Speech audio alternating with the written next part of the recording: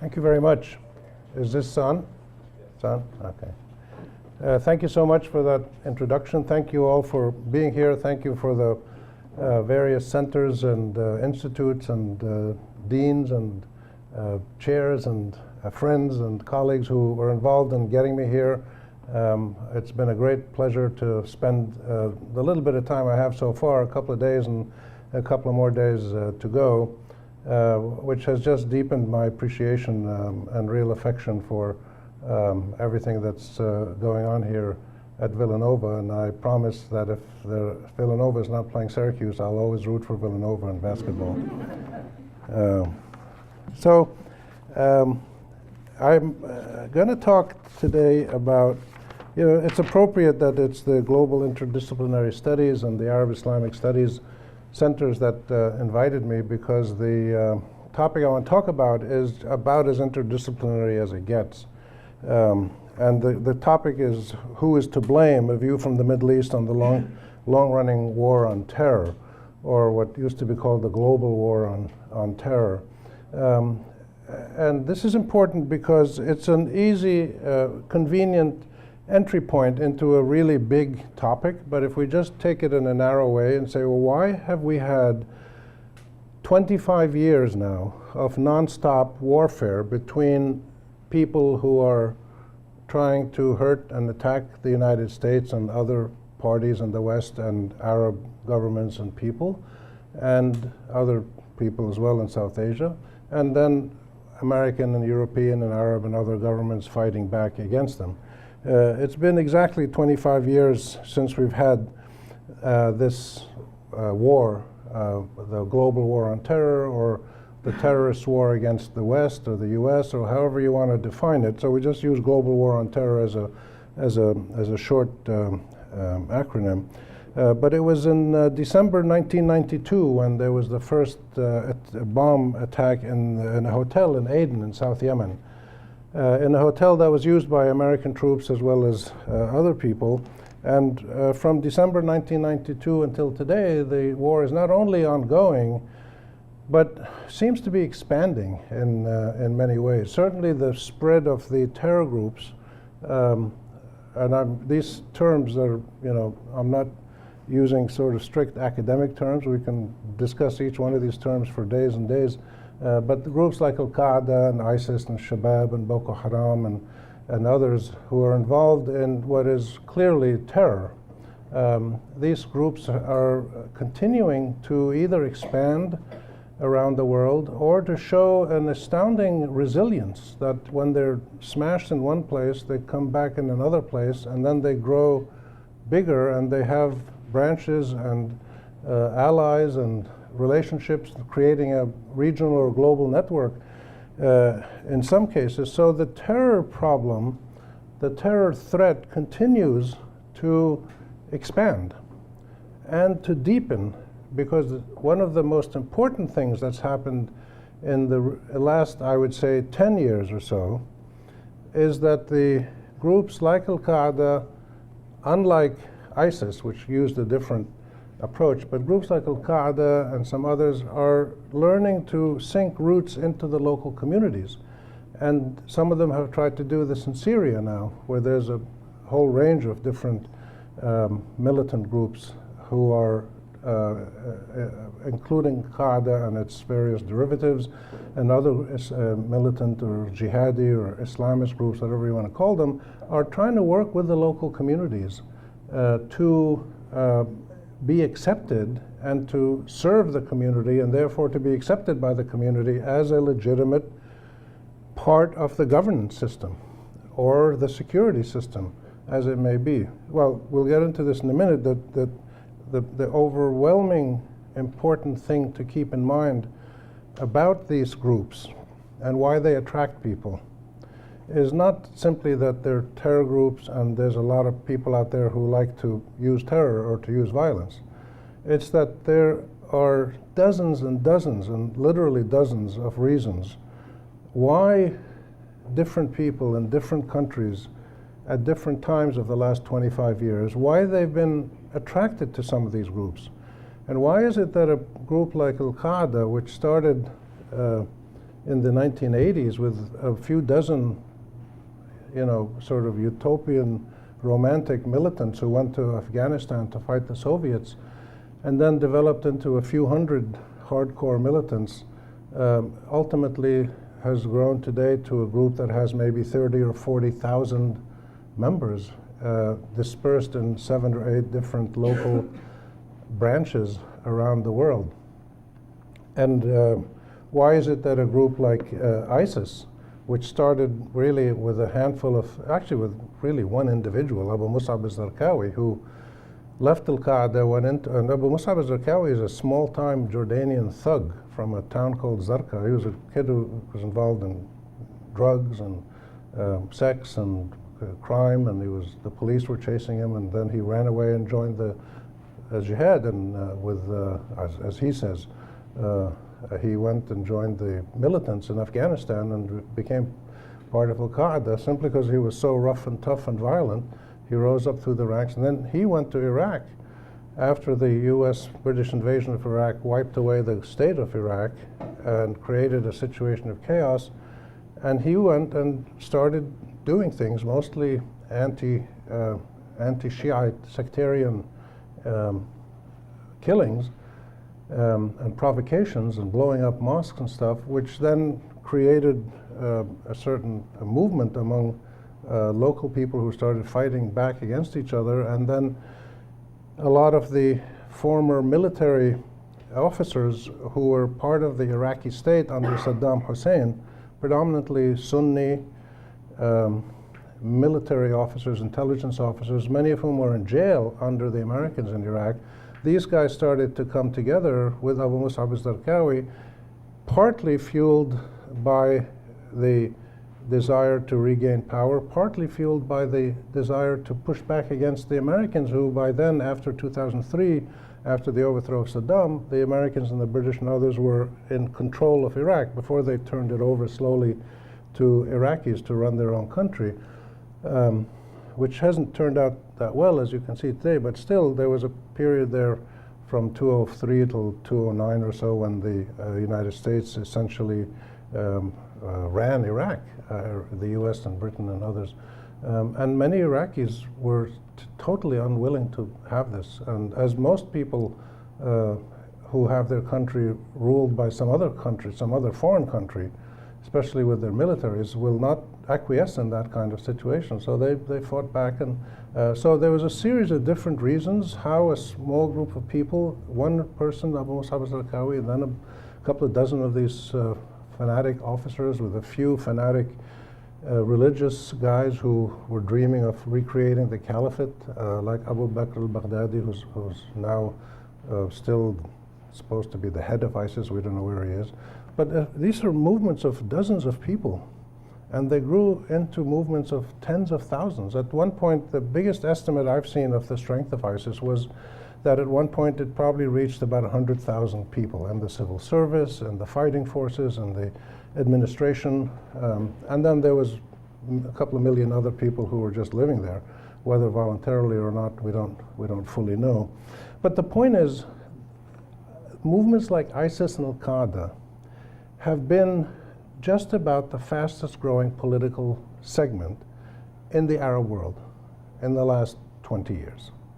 And this is very strange, because any of you who've been to the Arab world and you've met normal, ordinary Arabs know that the last thing people want to do is go around chopping people's heads off and being violent and being extremists and killing Americans. And so everything that these guys do is really clearly contrary to the prevailing values of Arab and Islamic societies. This is documented also now in a lot of public opinion surveys.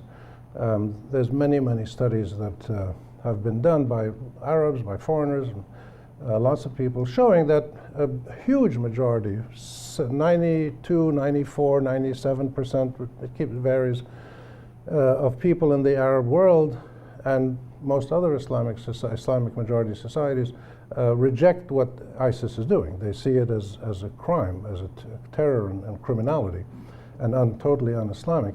But the point is, the views of ordinary people don't count any more with ISIS than they counted with the pre-ISIS regimes that ruled the Arab world or other parts of the Islamic majority countries in South Asia. The ordinary people's views never mattered before, and they don't matter now, unfortunately. But this is just to point out that ISIS is an anomaly, Al-Qaeda is an anomaly. The overwhelming majority of people in our region reject these groups. But these groups are there because they're militant, they're powerful, they go around killing people, they scare people, they terrorize people, they intimidate people, they're defiant, and they end up appealing to many people. And I use the word many, it's vague on purpose, because one of the things that's going on now is we don't actually know precisely, we can't say precisely 3% or 8% or 12% of people in the Arab world. There's 400 million Arabs. Forget about, for the moment, Afghanistan and the Philippines and Indonesia. Just take the Arab countries for now, which is the unit that I work with mostly. We don't know how many of the 400 million Arabs genuinely would classify themselves as supporters or members or empathizers of ISIS. The best evidence we have from the surveys and studies that have been done, and there's been a lot of them done recently by very, very reputable scholars, both Arabs and Westerners and foreigners, and they all more or less come in the same range, showing us that somewhere between 4 and 8% roughly on average. It varies a lot depending on country and depending on the time. So in Jordan, for instance, after there was an incident where a Jordanian Air Force pilot was captured by ISIS troops in Syria, and he was killed by being burned alive in a cage, and it was filmed and it was put on TV, and it was. After that incident, previously there had been 6 or 7% of Jordanians who expressed some kind of sympathy or empathy for ISIS. After that incident, it went down to like 1%, because people were revolted by what they saw. So it's very volatile, this idea of people who like or support ISIS. So it's really hard to be precise about the actual dynamic that links ordinary citizens to ISIS in terms of those citizens who express some kind of positive sentiment, some kind of empathy or understanding. Or some people will say that, well, they think ISIS is doing proper Islamic work. It's trying to create a righteous, just, equitable, merciful, God-fearing society. But these people who say that are just basically telling you we are yearning for those things. We want a just, equitable, merciful Islamic society run along the lines of what the Prophet Muhammad and his companions and the early leaders and people of the Islamic world had in mind when Islam was born and its early years. The millions and millions of Muslims want to go back to those very early days and recreate that ideal Platonic sense of a perfect Islamic society. So there's many different ways in which people say something about ISIS that can make you feel that they actually support it or they have positive feelings about it. But broadly what I'm saying is that somewhere between 4 and 8% express some kind of positive view about ISIS. And the critical point there, and this gets us back to the war on terror, the critical point is not why is ISIS such an important entity, because ISIS is in the process of literally today and tomorrow being destroyed. Raqqa and Mosul have been pretty much liberated, and they're being driven out of the Middle Euphrates region, and we don't know where they're going to go. We don't know how many they are. It's extraordinary. By the way, just as a sidelight, as a journalist, I'm quite shocked to follow the coverage of ISIS in the United States, because there's two problems. Most of the reporting, not all of it, some of it is very good, but most of it is done by people who don't go to the region, don't interact with the societies where ISIS is active, don't mingle with the people who express support for ISIS. So a lot of what you hear and read about in the Western, especially the American media, is a little bit of kind of abstract assumptions about, well, we think this is what these people are, and this is what they want, and here's why they're doing this, and here's what's going to happen when they're driven out of Raqqa. 99% of what you read about ISIS now, in terms of what's going to happen to ISIS when they leave Raqqa and Mosul, 99% of it is just pure speculation. There's very little proof for what's actually going to happen. But that doesn't prevent a lot of journalists and political commentators and government officials in the West, and the US in particular, from talking about them with a certain confidence, which is really a reflection simply of a groupthink that all the majority of people in Washington and in the American political establishment have this attitude to ISIS. They would say, well, ISIS is going to do this and it's going to do that, and they're going to go into a guerrilla warfare and they're going to do this. So there's a real problem in terms of trying to understand ISIS by trying to follow what's written about it in the Western press or said about it in Western public sphere, in the political public sphere. More important, I think, more useful, is to not focus on ISIS as a phenomenon, as a institution. I mean, they call themselves a state, and they claim to have recreated the caliphate. But in fact, neither of those things actually exist anymore. So these were ideas in the minds of some very dynamic, but also very violent people. And they didn't last very long because they didn't really have any anchorage in society. More important than focusing on ISIS is to focus on that environment in the Arab world in which ISIS was born.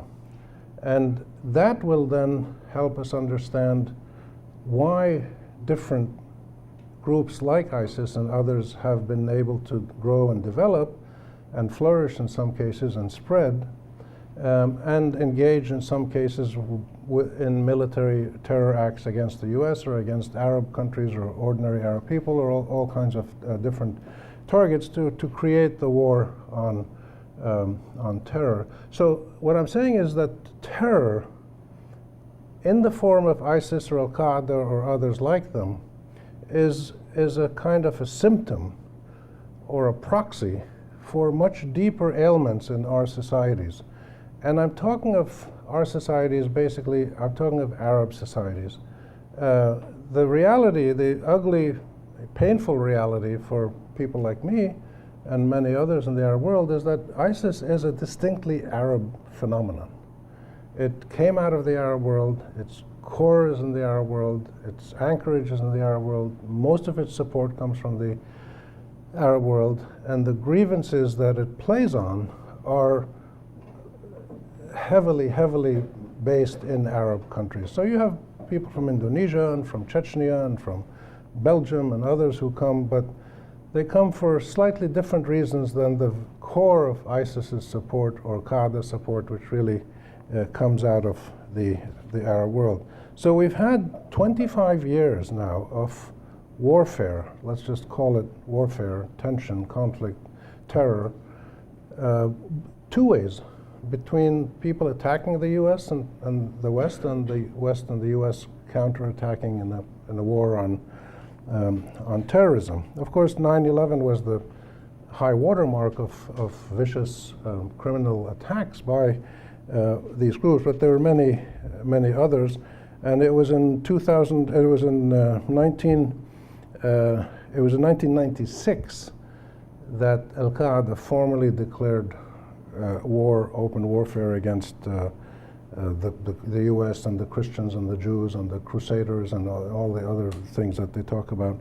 And it was in 1998, after two American embassies in East Africa were bombed by Al-Qaeda, it was in 1998 that the US started major warfare in form of cruise missile attacks against Al-Qaeda in Sudan and in Afghanistan.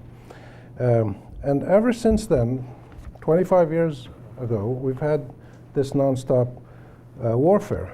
And there are a few points that I think we should make and grasp about this process. It's one of the, if not the oldest war in American history. Afghanistan, I think, technically is the oldest war in terms of people being on the ground fighting. Probably you could say Korea is, because there's still Americans in Korea, but they're not actively engaged in war. At least they weren't when I saw the news 2 hours ago. We don't know. We don't know what's going to happen tomorrow.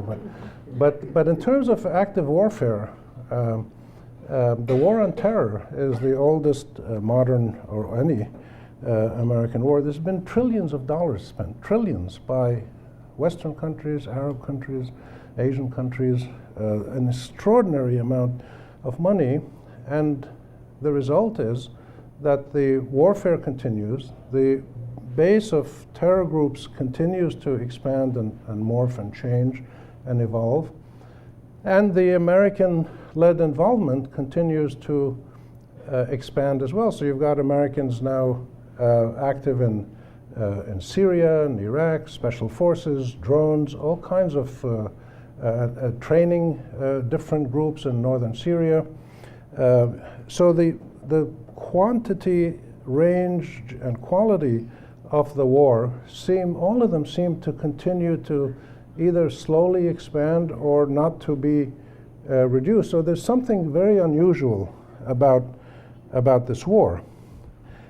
Another point we can make about it is that it is a war in which the predominant American-led Western forces have engaged in warfare with deep structural linkages to autocratic regimes all across the Arab world and in other countries as well in Asia, but I'm focusing mostly on the Arab world.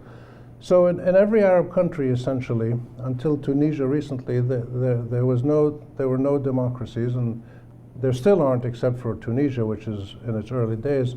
So the war was prosecuted, has been on the basis of very close links with autocratic Arab regimes, and the nature of the war has seen the autocracy of these non-democratic Arab countries increase, their weapons expenditures increase, their use of force against their own people increase, and a clear decline in the quality and quantity of civil liberties around many of the Arab countries, to the point now where in some Arab countries, like Jordan, like United Arab Emirates, like Saudi Arabia, like Egypt, you can be jailed simply on suspicion of sympathizing with somebody, like the Muslim Brothers. The Muslim Brothers are a predominantly non-violent Islamist group that has been designated a terrorist group by the Saudis, the Emiratis, the Egyptians, and some others. And therefore, if they think you like the Muslim Brothers, they'll just arrest you and hold you in administrative detention, maybe not charge you for a couple of months, and maybe they will, and then you end up in jail for years. There's about 40,000 people in Egypt in jail now, and most of those people have not committed a physical crime. They haven't killed anybody or robbed anybody. Most of them are political prisoners. They're in jail because the Egyptian government thinks they're either too progressive and democracy and human rights oriented, or they're too sympathetic to the Muslim Brothers and Islamists, and therefore they just lock them up.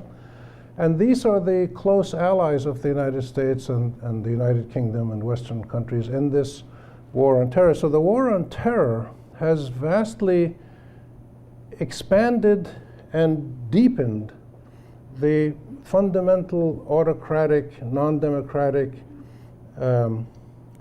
tendency or legacy of the modern Arab world, and made it much, much worse than it was before, which feeds into the cycle of increasing discontent and disenchantment and despair among ordinary citizens, which then drives some of these ordinary citizens to go join some extremist groups, or some of them people try to immigrate if they can, but most of them can't. So you get this terrible cycle that the war on terror, because of the political and military nature of how this war is executed, seems to be expanding the problem of terror groups and their ability to recruit among disaffected, angry, fearful citizens. A link to that is the question, which I think is is central to all of this, and it answers the question essentially of why is this war going on and why does it keep expanding? Why doesn't it somehow get contained? Even though the US and Arab regimes and governments and Western and Europeans and Russians and everybody now is involved in trying to kill a lot of the leaders of these militant movements, and they've killed, you know, probably hundreds of them, big, middle, or low-level leaders. But they don't seem to, you know, killing these people, including bin Laden and others, and Abu Musab al-Zarqawi, doesn't seem to have any impact. These movements still continue to flourish, and in many cases to expand. And the reason, I think, the single most important reason, is that this is a war that has been waged fundamentally on the basis of two faulty premises. The first is that military force can be used to deter militant movements like Al-Qaeda and ISIS and others, that you can use military force to beat back these groups. And the Americans have done it. The British tried it before when they were the imperial power. The Russians are now doing it in Syria. The Iranians and the Turks are probably going to get into this process as well. So that's one faulty premise, which is that military power as the primary tool in the war on terror, as the primary weapon, can be effective. And what we've seen is that obviously it can't. If after 25 years things are continuing, then there's a problem with how this war is being analyzed and prosecuted and strategized. The second faulty premise is the fact that the allies, the key core allies of the West in fighting the war on terror, are the autocratic Arab regimes. And it's all of them, really, without exception. Before the Tunisian breakthrough, you had Zain al-Abidin bin Ali and his regime. These autocratic Arab regimes, and it was in Tunisia that the Arab uprising started, of course, in 2011.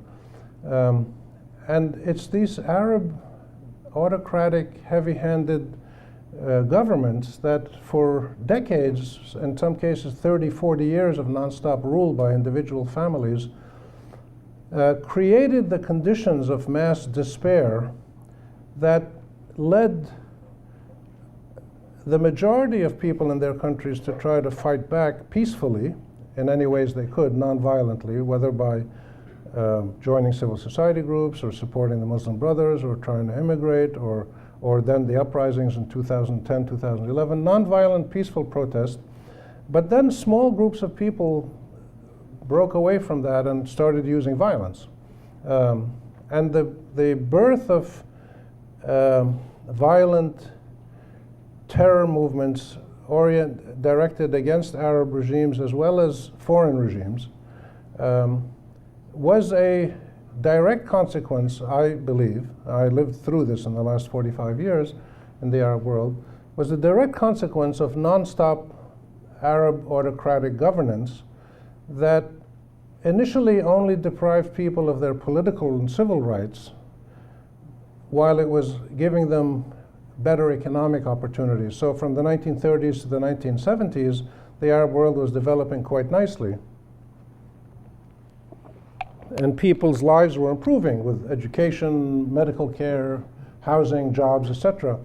And you didn't have any mass Arab uprisings from the 30s till the 80s, and even after that you didn't. It was really, you had one or two, like the Kurds in Iraq, and one uprising in a couple in the Sudan against Numaydi, but those were the exception to the rule, because most people's lives were improving in the Arab world on the material level.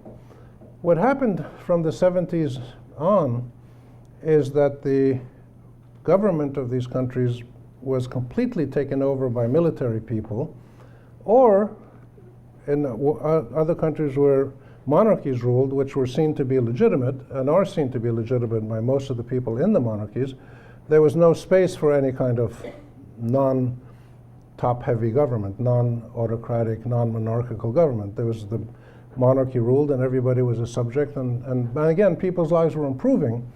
But in the republics, Algeria, Egypt,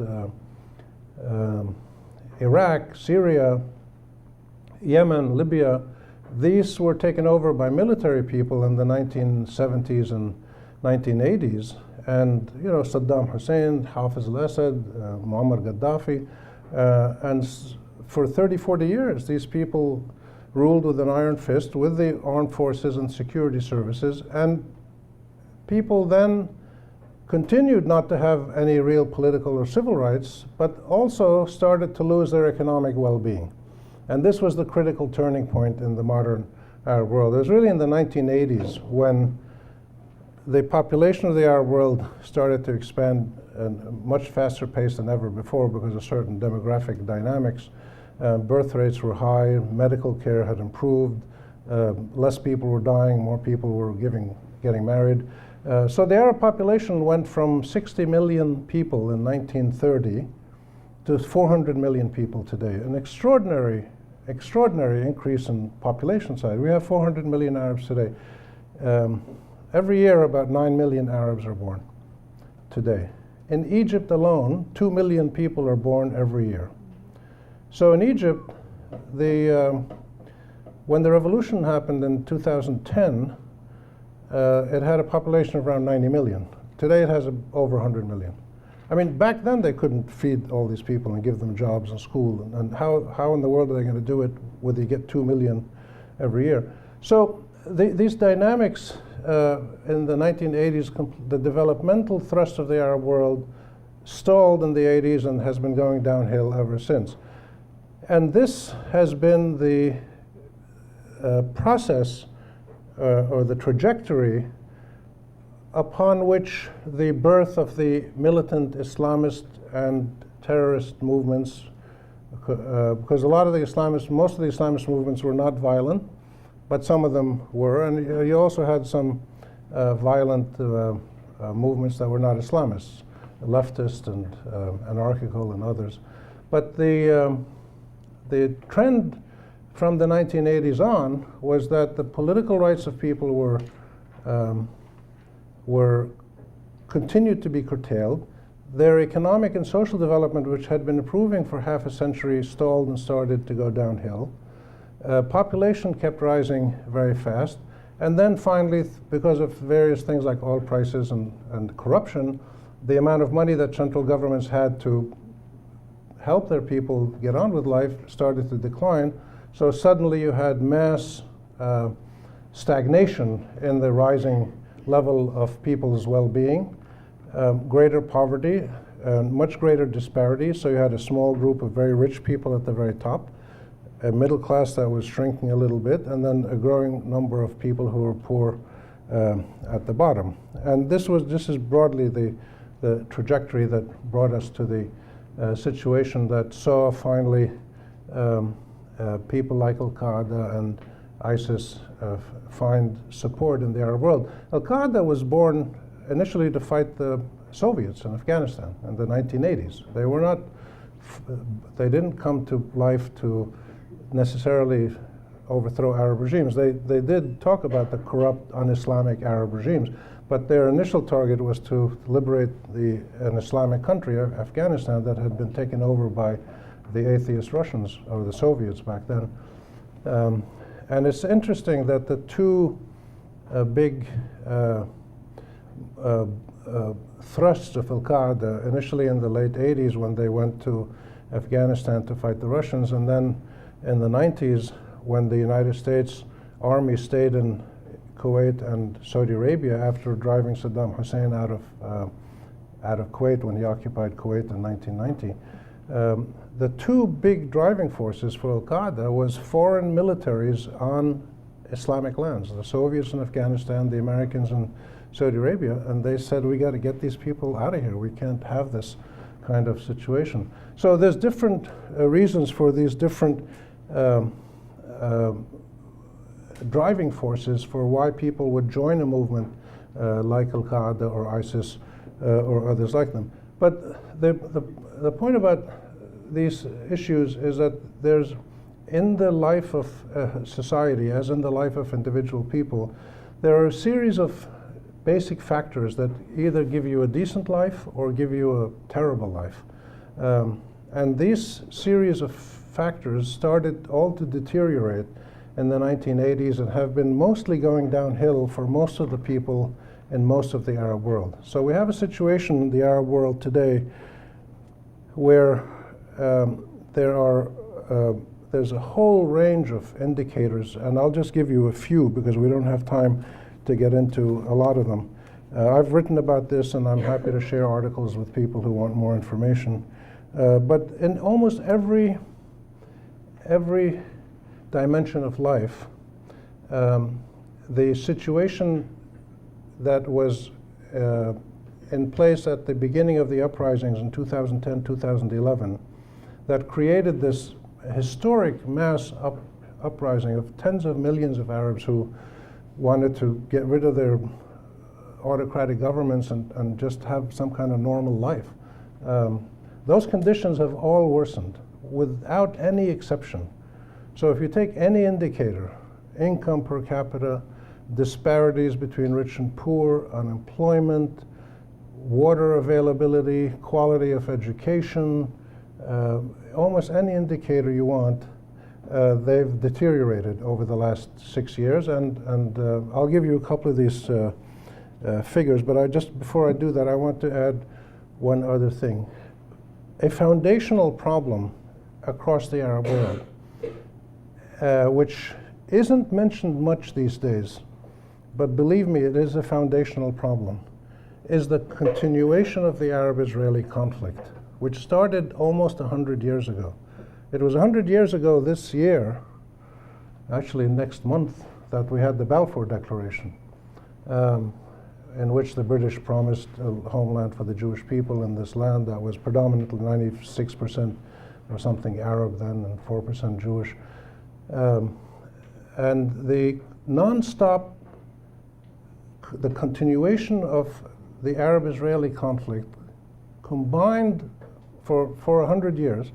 After 1948, Israel was created. It defeated the Arabs in the war and has been defeating Arabs continuously ever since then and colonizing Arab land, whether it's the Golan Heights or West Bank or Gaza or whatever. In some cases, they were pushed out. In other cases, they continue to colonize. Those legacies cannot be underestimated. They're almost never mentioned here in the Western world. People here will, if you talk to people in Washington or whatever, they'll tell you, oh, the Arabs don't care about the Arab-Israeli conflict. Or the Saudis now want to be friends with the Israelis, and the Emiratis and the Bahrainis want to open embassies in Israel. Well, some of the leaders do. But if you look at public opinion in the Arab world, if you look at polling by reputable pollsters, Arabs and Westerners, you'll find that public opinion is very critical of Israel because of what Israel has done in Palestine and to the Arab world and to the Arab countries in terms of humiliating them and continually colonizing and occupying them. And one of the reasons I believe that the uprisings happened, one of them, not the main one, but certainly a contributing factor, was a sense by a lot of ordinary Arab people in different countries, Egypt, Bahrain, Syria, wherever, a sense that the leaders of the Arab world were not only oppressive and incompetent at development and giving us basic human rights and a decent living standard, they were also incompetent at dealing with the threat of Zionism, as we perceived it to be a threat. Zionism to Zionists, to Jews, or to Jews who believe in Zionism, not all of them do, but Zionism to Jews is a noble, wonderful thing. It's a God-driven, divinely mandated, it's like the opening of the Red Sea for Moses. It's something that God helped them to regain their place in their ancestral land. That's the Jewish perception of how Zionism has led to the creation of an Israeli state, a very powerful, very impressive Israeli state. The problem is it was created on a piece of land that was 96 or 97% Arab owned and inhabited, but that's a story that they have to solve between them. But to the Arab world, Zionism has been a catastrophe in terms of not only constantly humiliating the Arab governments and showing their total incompetence in dealing with the challenge of Zionism, but Zionism and Israel and the colonization, just today or yesterday it was announced that Israel was authorized the building of more settlements in Hebron, the Palestinian city in the West Bank. Zionism, in its current form of continually expanding settlements and expropriating Arab land, is a living reminder of the colonial practices of the late 19th century. It's the link between the 19th and the 21st centuries, that foreign powers, exemplified by the Balfour Declaration 100 years ago, that foreign powers in London or Washington or anywhere can do whatever they want in the Arab world, to Palestinians, to Arabs. They can do anything they want. They can play with us, they can occupy us, they can terrorize us, they can whatever they want to do with us, and we can't do anything about it. We're helpless, we're hopeless, our governments can't do anything about it. We have trillions of dollars of money, we've spent hundreds of billions of dollars buying the most advanced Western arms, and we can't stop a bunch of religiously motivated Zionist nationalists from taking an old lady's house in the middle of Jerusalem or Hebron and putting some immigrant Jewish Israelis in its place. Now, the Jewish immigrant Israelis think that it belongs to them. Most of the world, in fact, almost the entire world, says it doesn't belong to them, it belongs to the Palestinians. And this is a fundamental problem that the world has to solve. But I mention this because the repercussions of the Arab-Israeli conflict continue to ripple throughout the consciousness of ordinary Arabs all across the region. And if you look at public opinion polling again, and I'm happy to share with you examples if you want, that there's always a question that's asked by various pollsters to Arab publics that say, who do you consider the most serious security threats to your country or to you as an Arab? And almost always the US and Israel are the first two or among the top three, which is kind of interesting. And it's not that it's a physical security threat. I mean, Israel is not a security threat physically to Sudan or to Algeria or to Mauritania or Yemen or somewhere.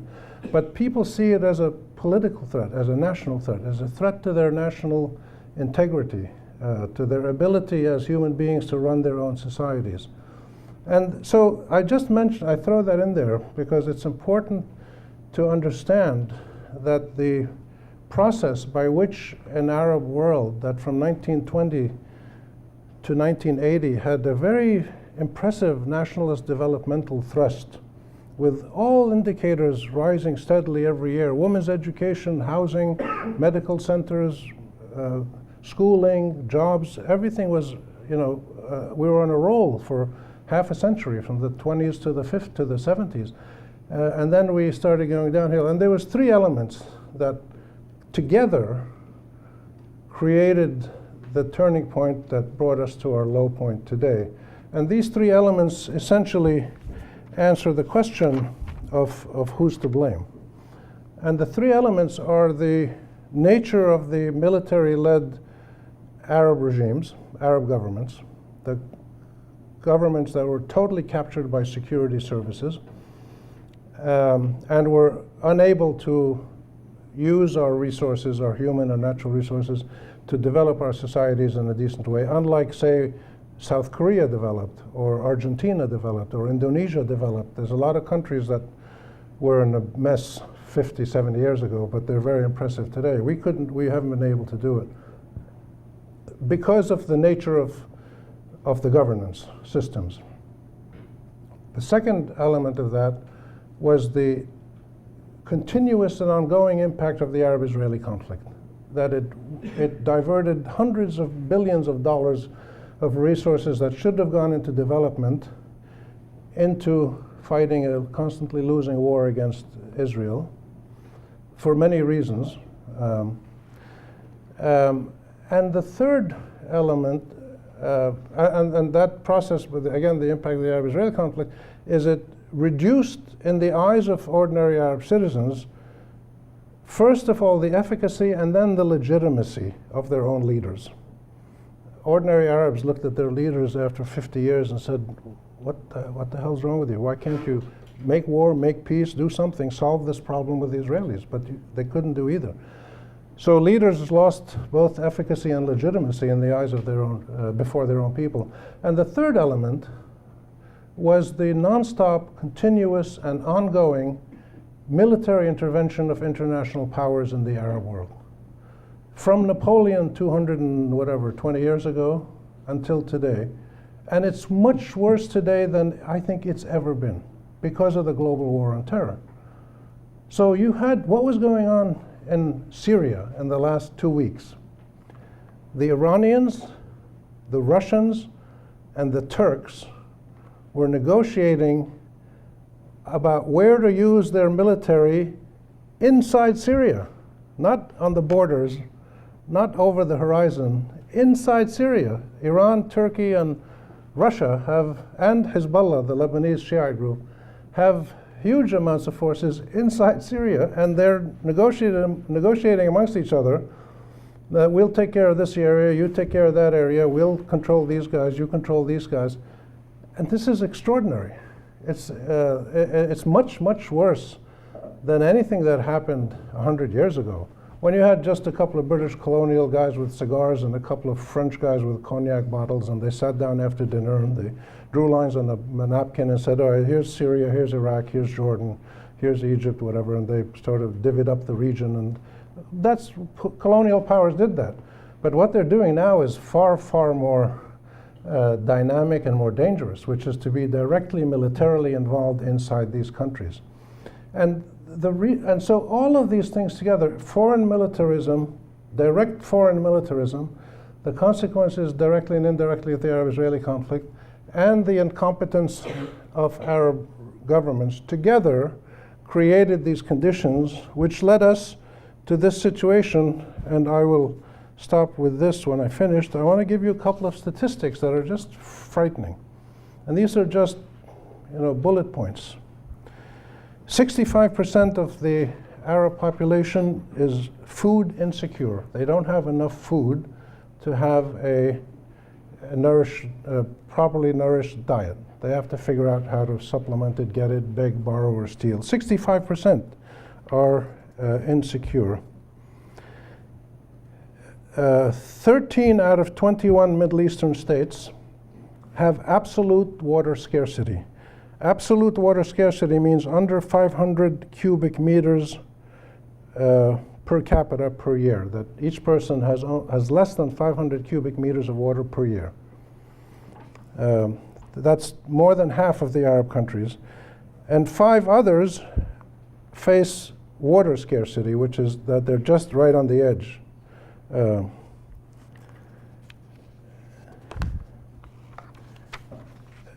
The unemployment rate among young people was 25% in 2010. It's now over 30%. It's just in the last 6-7 years. And it continues to deteriorate. It's double the global average. So you wonder, why are all these young men swimming to Europe or joining ISIS or doing something terrible? That's one of the reasons. There's many others. 2.8 million young people in the Arab world enter the labor market annually. 2.8 million people. And the Arab economies aren't producing anywhere near that amount of jobs to take them in. 57% of these young people who are heavily unemployed 57% of them are in urban areas. So what you have is a concentration of unemployed, low education, young people, politically with no rights almost, in most cases, powerless people, living in marginalized situations, concentrated in cities. And this is a powder keg if ever there was one. And of course the powder keg exploded in 2010 peacefully with the uprisings, and we've had other manifestations of the explosion of the powder keg by people trying to flee emigrate at any cost, even if you die swimming in the Mediterranean. The poverty rate in the Arab world was around 26% in 2012. It's around 29% today. The latest survey by the Arab Center, which is a very serious academic research center in Doha, the latest survey shows that 78% of families surveyed across the whole region, 78%, that's almost 4 out of every 5 Arabs, lives in hardship. And this is how the people describe it themselves. And what that means when you live in hardship, about half of the people, 50%, say they can just barely cover their monthly basic needs: water, food, medicine, fuel oil, the most essential monthly needs. About half of the people can just barely cover them, but they have no savings, no social security, no insurance, no reserves. And we did a study in Lebanon with Oxfam last year at my institute where I was working at AUB to look at poverty at the family level. And what we found was that huge amounts of families, this was just in Lebanon, but this is common across the region, a lot of families have 1 or 2 breadwinners. Let's say a father who drives a taxi and maybe a son who works in a bakery, maybe a young girl who teaches or something. If the main breadwinner, it's usually the father or the oldest son, if the main breadwinner stops earning money, like the truck breaks down or he breaks his leg or he needs an operation, the family completely collapses. They don't have any backup mechanism, any safety mechanism to deal with a sudden shock. So that's half the people. And another 30% almost cannot meet their basic monthly expenses for just the essentials. We're not talking about going to the movies and buying blue jeans. We're talking about food, medicine, shelter, heating, oil, and water, essentially. About 30%, 28% don't have the money. They have to depend on charity, they have to beg, they have to borrow, they go into debt. 68% of young people, 68%, that's almost 7 out of 10 young people in the Arab world, feel that their governments cannot stop corruption. Cannot stop corruption. They feel that their system is totally corrupted and nothing can be done about it. 93% of the whole population, the first figure I gave you, 68, was the young people. The whole population, 93% across the Arab world, feel that their systems are corrupted, that you can't get anything done unless you pay somebody off or you bribe somebody. And therefore you get other data, and it's plentiful. Let's go to something, there's something called the Arab Barometer, if you're interested. The Arab Barometer, it's a whole bunch of research centers in the US and the Middle East. And they do extraordinary surveys. And they take you country by country. And the Arab Barometer will show you something like 70% of people in the Arab countries have confidence in their army and their police because they think they protect them. But 30% only have confidence in their parliament or their government or their justice system. There's just a massive decline into the negative numbers of citizen respect for or a feeling of legitimacy about their own government. And it's because of reasons like this. The informal labor rate. Informal labor means people who work in a job without a contract, no health insurance, no minimum wage, no maximum working hours, no safety measures, people who are just hired by the day to clean dishes or carry bags of potatoes or something. You get $3, $4 a day and you go home. That's informal labor. This is vulnerable, exploited labor with no protection, no legal or any other protection. The informal labor rate in the Arab world now averages between 60 and 65% across the whole Arab world. I mean, these are just stunning figures, and all of these figures I've mentioned have all worsened in the last 5 years and have all worsened in the last 30, 40 years. The population growth rate, I mentioned we went from 60 million to 400 million between 1930 and now. We had a tremendous achievement in lowering the birth rate, the high fertility rate, because people were living longer, health services were better, women were working and being educated more. Therefore, there was a natural progression in population demographic trends that as women were educated and healthcare improved, etc., people had fewer children because they didn't have to have 10 children to make sure that 4 would survive. So the fertility rate in the Arab world dropped from around 6.5 children per woman to around 3 per woman, and population growth rates dropped from around 3.3% in the 1970s, the annual population growth rate, dropped from 3.3% to 2.2%. That's a significant drop in annual population growth rate. The startling thing is that in the last 4 years, we've seen the population fertility rates rising again in several big Arab countries. Egypt, Morocco, Algeria, and I think Yemen. And the last figure I'll give you, because I don't want to go too far on this, is that there's about 25 million kids who are out of school, primary and secondary school. 25 million who should be in school, but they're not, for various reasons. One of the main reasons is that half of the kids in school, based on international testing surveys, about half of the kids in school are not learning anything. They can't read and write and do basic math.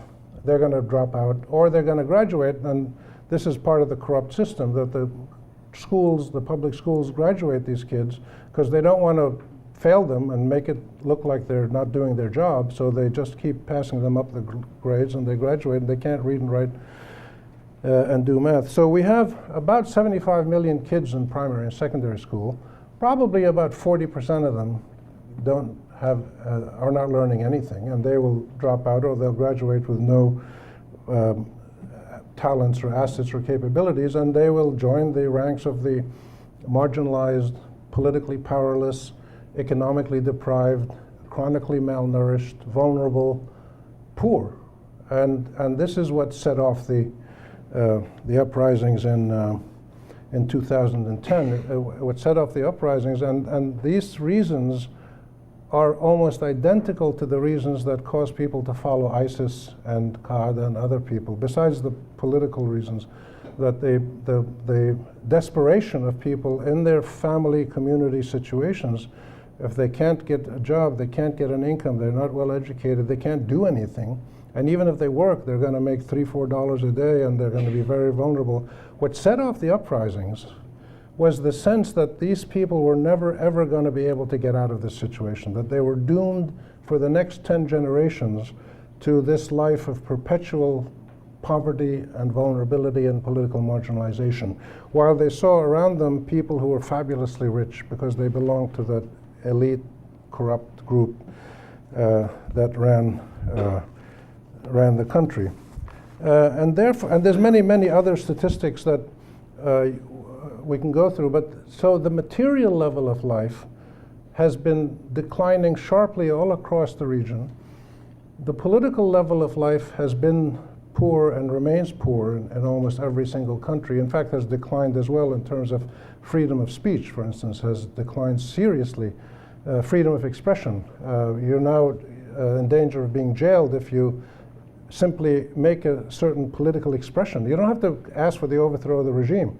You can say something like, I want to, live a good Islamic life, and I want to, join an Islamic charitable society. They might put you in jail for that. They say, oh, you're supporting the Muslim brothers. And the feud between Qatar and Saudi Arabia and the Emirates, it's a crime to express any support or understanding of the Qatari position in Saudi Arabia and the Emirates. I mean, this is really almost totally impossible to understand in Arab societies that had historically been known for their education, for their tolerance, for their pluralism. So many other dimensions of good, decent living are now in a situation where governments are jailing people just simply for what they think or what they express. So the net result of all this is that the Arab world today has essentially split into there's 4 Arab worlds.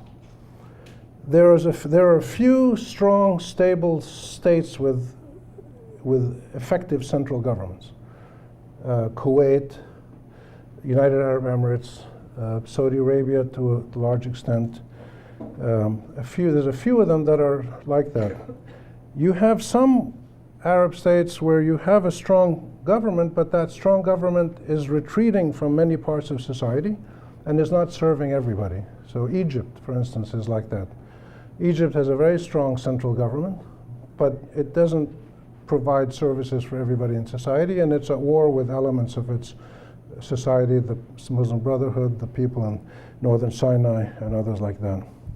You have fractured states, collapsing states, Iraq, Syria, Yemen, Libya, states that are at war and are collapsing as countries where they no longer have total sovereign control of the whole country, where big groups emerge within the country that take on the role of sovereignty and authority and legitimacy.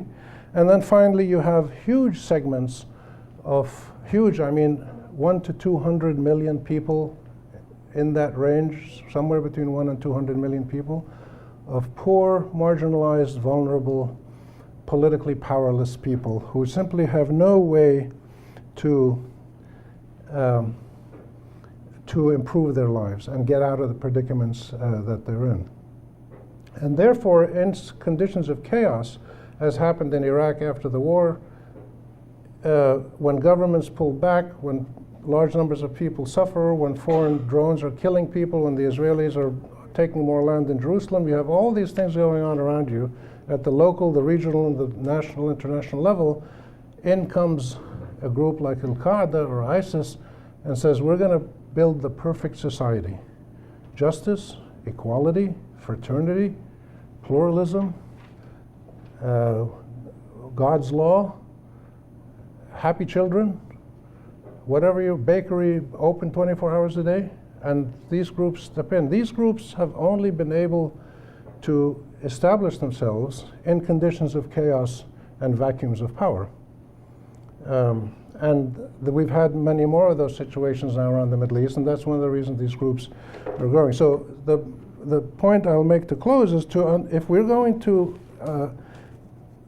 wage a war against terror, we can't wage the war against terror. We have to wage the war against the conditions that make terror an attractive proposition for increasingly large numbers of people in the population who have no other option other than starvation or perpetual marginalization and political powerlessness, or foreign occupation, or foreign colonization. So if you're sitting in parts of Syria or Iraq, and you see the Turks coming, and the Iranians coming, and Hezbollah coming, and the Russians coming, and the American special forces are there, and the Chinese are coming to set up bases now, you say, well, what the hell's going on here? I mean, this is, either I watch this on Jazeera and CNN, or I go out and do something about it.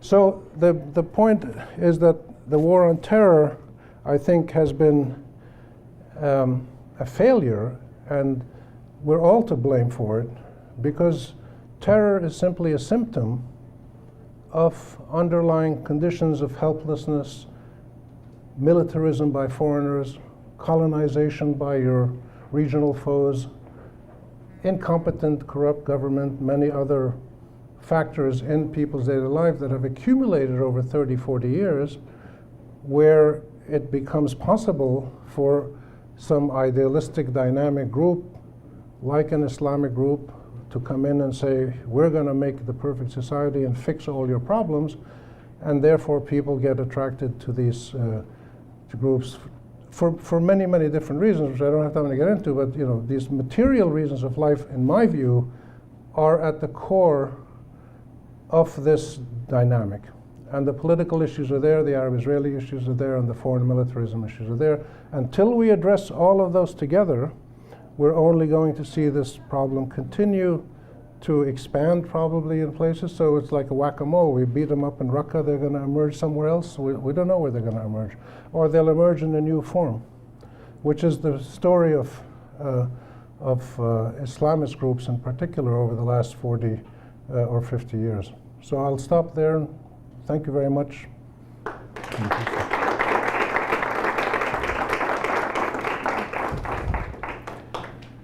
If anybody has questions or comments or corrections or anything, I'd be happy to hear them. Another question.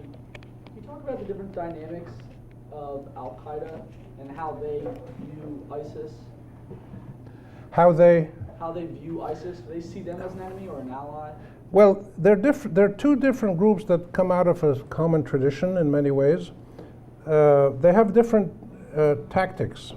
So Al-Qaeda's approach was to go, slowly and not to force themselves on people and try to gradually build up support among people here and there. ISIS's approach was totally different. They said we're going to strike, we're going to take over this territory, declare a state, declare the caliphate, and show, brute power, and impress people and terrorize people at the same time. So they use different approaches, but their ultimate goal is very similar. They want to create an Islamic society, and ultimately they want to have a caliphate where the entire Islamic ummah, all the Muslims of the world, relate to one political authority.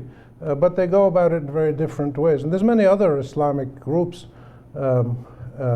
religious groups, theological groups, social service groups, political groups who go about this issue in very different ways. These two are the most dramatic and the most, they get the most publicity because they've been using terror tactics to bomb, the West and Arab countries. And by the way, in Somalia 4 days ago, 350 people died in one bombing.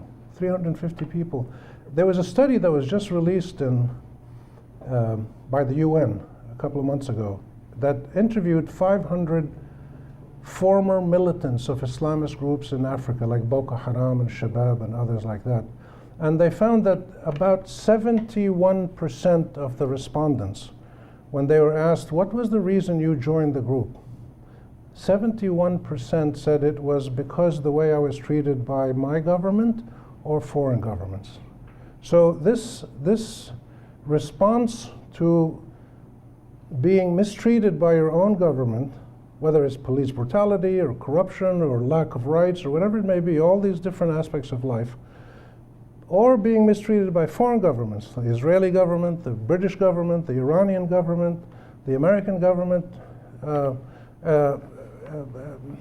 these are the single biggest reason, at least among these people who are interviewed in Africa. And the even more interesting thing is that they've discovered just a few days ago that the people who carried out this bombing in Mogadishu come from a village in Somalia, west of Mogadishu, that had been raided by American special forces and killed 3 children about 4 or 5 months ago. And there's more evidence that maybe this was in revenge for that. We'll have to wait and see, but the evidence so far is pretty strong. So the lesson is people react to mistreatment in different ways, and this is one of them, by joining militant groups that they think either extract revenge on the people who tormented them, or they send a lesson to others saying, don't mess with me, or this is what's going to happen to you. I just mentioned one other thing about the Qaeda and ISIS in terms of the caliphate. They both want ultimately to have like an Islamic society, Islamic state, a caliphate. Among Sunni Muslims, who are the majority in Islam, there are many people who yearn for a caliphate. And a caliphate doesn't mean Abu Bakr al-Baghdadi committing terrorism in Raqqa. A caliphate is a central source of political and religious legitimacy and authority, tracing itself back to the Prophet Muhammad and ultimately to God. It's like the Vatican for Catholics. It's a central wellspring of ethics, of legitimacy, of authority, of guidance, of moral guidance, of political advice, of whatever you want to call it. And the caliphate was wiped out by the Turks, and some people abused the secular Western world for doing it. And it's fascinating that Abu Bakr al-Baghdadi declared a caliphate. I mean, he didn't have a caliphate any more than you know, I could play quarterback in the NFL, but he declared a caliphate because it was a symbol. It's a symbol of what many Sunni Muslims yearn for.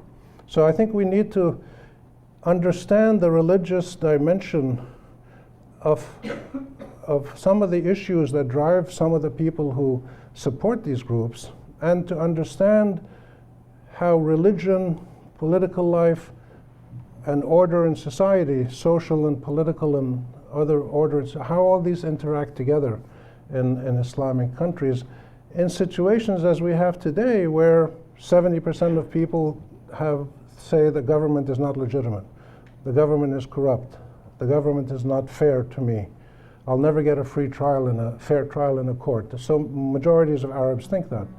So the Islamic historic source of justice and ethics and morality and a good life comes back to them all the time in their minds, and some people try to put it into practice. What kind of role can NGOs... Sorry, can you raise your... What kind of role can NGOs and IGOs play in trying to improve some of these conditions and statistics? Inside the Arab world? Inside the Arab world. They've played a lot of roles at the very local level. So you'll get NGOs and even regional ones and international ones. They'll help train women to do this, or they'll help train young men to do that, or they'll train people in literacy, or they'll do environmental. There's lots of good things that NGOs do, but they're always very small local things. They never have national impact up to now. And this has been one of the problems in the Arab world, and this only became clear about 15, 20 years ago. You know, from the 70s till the early 2000s, there was a massive expansion of NGOs funded by foreign forces a lot, foreign countries, the UN and whatever. And in retrospect, what seems to have happened is that instead of people demanding that the government do its good job as a government, people said, well, let the NGOs do it. Let them, clean the streets. Let them educate the nursery schools, open nursery schools. And this took the pressure off governments. So NGOs have had a mixed role in the Arab world. And that's why people have, I think in the recent years, gone back to focusing, we need better government, and we don't know how to get it.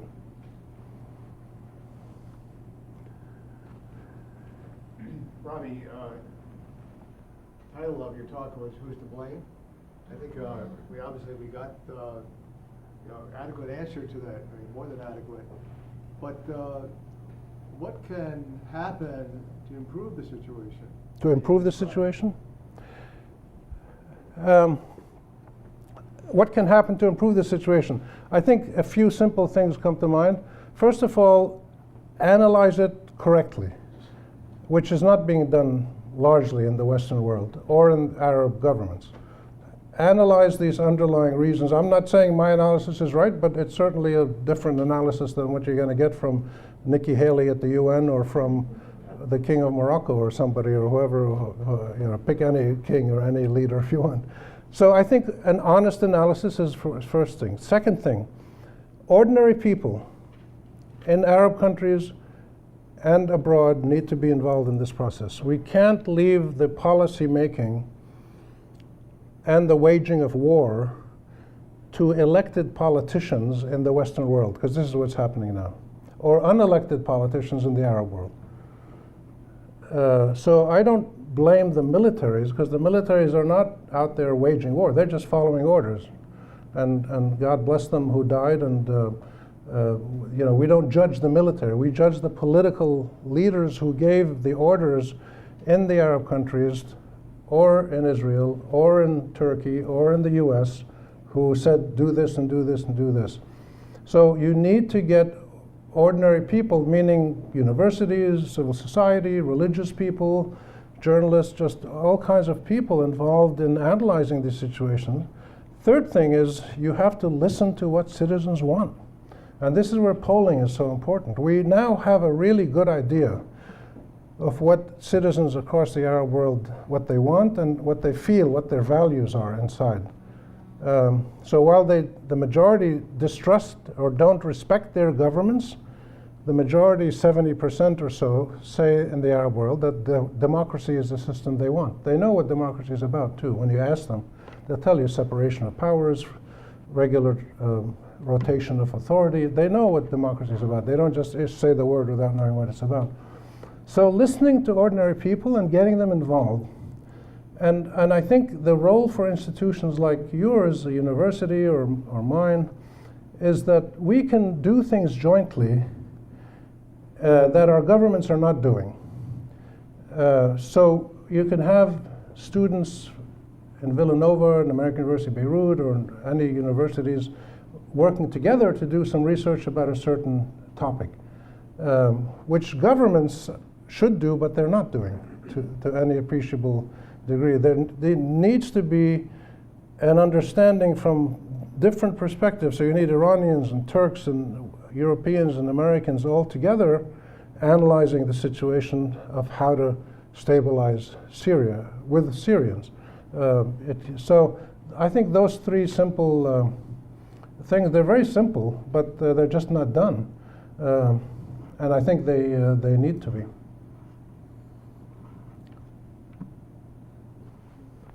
Is there a role for foreign powers and like militaries? Foreign powers? Well, like while the stabilization process is going on, or is that only going to destabilize the region further? Or like if everyone were to just like pull out, would the extremist groups? You mean a role for foreign military powers? I guess, yes. Yeah, there is always a legitimate need for military and police action. I'm not saying you can't do anything with it. But military and police action needs to be done in a legitimate way. And legitimacy is not in the eyes of the US Senate or Nikki Haley. Legitimacy is in the eyes of ordinary people in this society and in our societies, in the Arab world and in the United States, taking these two countries. So the military, for instance, intervened, the US military and the Kurds and the Iraqis intervened to defeat ISIS when they started to expand in the summer of 2014. They were on a roll. Not because they were so strong, they weren't very strong. It's just that everybody else around them was incompetent or afraid, or so corrupt. The Iraqi government was so corrupt and incompetent they couldn't even stand up to 500 guys in Hummers. But so there was a legitimate role then for the US Army to come in, and it did, and it stopped the northern advance of ISIS. But if you only use military force as your main instrument, and you don't couple it with political and social and economic action to look at those underlying drivers that I just mentioned in education and in water and in health and in all these other issues, if you don't do those two things together, you're only going to have the result that you have now, which is 25 years of militarism with an expanding world of Islamist militants. It's a real dilemma. It shouldn't be. It's pretty common sense, but it's just not acted on by Arab governments or Western governments. The real tragedy is that the driving forces that created Al-Qaeda, which I call symbolically Arab jails and Western jets, in other words, Western militarism and Arab regimes that jailed so many of their people, those two forces together are presented now by many people in the Western and the Arab world as the answer to Al-Qaeda, that Arab governments and Western governments are going to work together to defeat Al-Qaeda. But that's nonsense to me, because it's that combination of forces using primarily military force with no political, social, and economic change, or addressing the social and economic, political underlying drivers of discontent. That combination is what brought us here. And it can't get us out of here. It'll only get us deeper into the hole that we're in if we're going to rely mainly on Arab governments and Western military and security services. So the American government's love affair with the Sisi regime in Egypt is frightening to me. What's going on in Egypt, the civil rights of Egyptians are being slaughtered, and the insurgency against the Egyptian government, criminal as it is only expanding. It's not declining, it's expanding.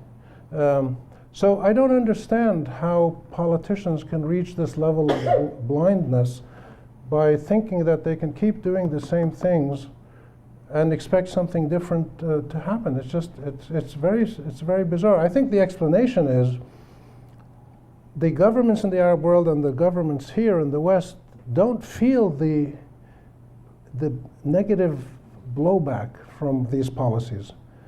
They can go on like this. I mean, you hear in Villanova, the president in Washington, somebody, governor in Colorado or somewhere, they don't feel the impact of all these things I just told you about. It doesn't affect your daily life. Once in a while, somebody does a terror attack, a few people are killed, it's a crime, it shouldn't happen, but it's a minor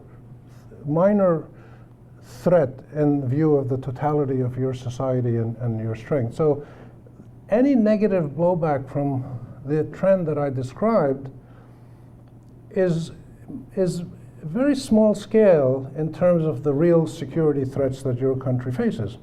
So what we present to you as problems in our society, the ones I just mentioned, deterioration, violence, refugees, etc., they're not a big problem for you right now.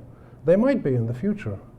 If the next version of ISIS decides to deeply penetrate Western societies and Arab societies, then it's going to be a problem. If these guys start putting poison in the municipal water systems, then that's a problem. I don't know what they're going to do. I hope they don't do that. But there's a lot of easy things that people can do to disrupt life in these societies. So we're getting close to the point where people in political power in the West and in the Arab world, and I repeat, it's a joint venture. This is not an American or Western problem primarily. It's a joint venture between Arab autocrats, Western governments, and the perpetuation of the Arab-Israeli conflict and its indirect impact. All of these things together have to be looked at as one unit. And in that bigger picture, there is a role for military and police action, but under the guidance of smart political leaders, which we don't have right now. If I can just make a comment to that, I mean, I think it's really interesting what you're showing us is that on the ones, depending on whose perspective you take, if you're taking it from an American perspective, the Middle East, the Arab world is a threat to everyone else. And yet, if you're looking at it from the perspective of the Arabs in the Arab world, it's the insecurity of the region that has been made that way by the outside world, right? So it's this question of whose perspective, when you look at security studies, we look at it from a very ethnocentric, Eurocentric, American-centric perspective, but I think what you're providing us is a lens through which one could also very easily see insecurity being made of the region by the external world, which is something we don't hear about, right? Absolutely. And this is what you're trying to show. Well, absolutely. And you know, it's starting to get to the point where the fallout from the Arab world's problems is starting to spill out of the Arab world. So terrorism is one small sign of that. Refugee flows is another one. Global criminal gangs is another one. Environmental distress. I mean, the refugee flows are going to get much, much bigger simply due to environmental problems in the next 10 or 20 years. So you're going to see more, and as you get instability, so you have a country like Libya, Yemen, Syria, Iraq, one or two other places, Somalia, where there are really no clearly coherent central governments. There's a kind of fragmentation, chaos. And as these places fragment, you get zones of ungovernability and chaos, and that's where these militant groups step in, that's where criminal gangs step in, and you could then have serious problems, because that's in zones of ungovernability, guys can sit around and try to make chemical weapons, and they can sit around and try to make miniaturized poison capsules that they put in the drinking water of the Philadelphia main reservoir, and who knows what's going to happen then. I don't think that's going to happen, but I'm sure there's some people thinking about this. And what it tells you, the bigger issue, which I hinted at with the Balfour Declaration, is that the fundamental relationships of colonial powers from foreign countries two Arab countries is unchanged, has not changed much since the late 19th century. Now, what's fascinating, it used to be white Europeans with we people of various skin colors, slightly dark in the Middle East. It's no longer that. It's what's the different, the dichotomy is Arabs versus non-Arabs. So you have Iranians, you have Turks, you have some Arabs being imperialist against other Arabs. If you look at what the United Arab Emirates is doing with its armed forces in Libya, in Yemen, they're setting up a base near Djibouti, not Djibouti, Eritrea, I think. So you've got countries in the region now, Russia, who are acting like the French and the British used to act 100 years ago. It's very interesting. So, and that's why I mentioned the fragmentation. We have 4 Arab countries, 4 Arab worlds now. And 3 of them are stressed out places. The poor, large numbers of poor people, the ungoverned zones, and the countries where the central government controls part of the country, but not all of it. And the rest of those spaces are just, anything can happen. And mostly bad things will happen. And when people start thinking, well, the Kurds say, I'll get out of this and I'll just create my own little country, or South Sudan says, I'll create my own little country, or South Yemen says, I'll create my own little country. Well, or the Maronites or the Alawites say, I'll have my little country, the hell with the rest of these people. This is a recipe for future catastrophes, because we see from South Sudan hasn't done very well, South Yemen hasn't done very well, the Kurds are now in a mess. So these so there has to be a rethinking of national configuration. What does it mean to be a state? What is a nation? What brings people together? Is it ethnicity? Is it religion? Is it nationality? And the big tragedy of the modern Arab world, because of the reasons I mentioned before, the tripartite of Arab autocracy, Arab-Israeli impact, and Western militarism, the tragedy is that ordinary Arabs have never, ever been given a chance to answer that question. They've just never had a chance to say what do they want, except for Tunisia. Tunisia is the only example of a self-determinant Arab society that we've had since we've had Arabs. Because even in the past, they were never democratic societies. They were, somebody would take power and everybody would follow. But what happened in the past isn't the past. But in the modern world, go back, say, 200 years from the 17th century, there's never been a self-determinant Arab citizenry that wrote its own constitution, that defined its own values, that except for Tunisia, and they're still in the very early stages of this. So this is and so again, this helps us understand. I have a list for this book I'm working on, why some people like ISIS. I have a list of around 65 different reasons. So you should take my 1-credit course next time I give it to. So there's 65 different reasons why I've identified why people look positively on ISIS.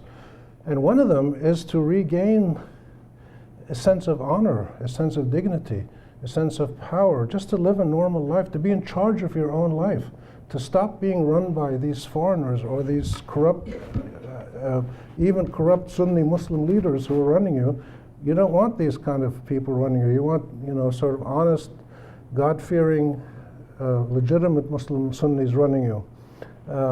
So there's this strong yearning to rid our societies of these pressures that come from either predatory foreign regimes or autocratic, brutal indigenous regimes, our own regimes.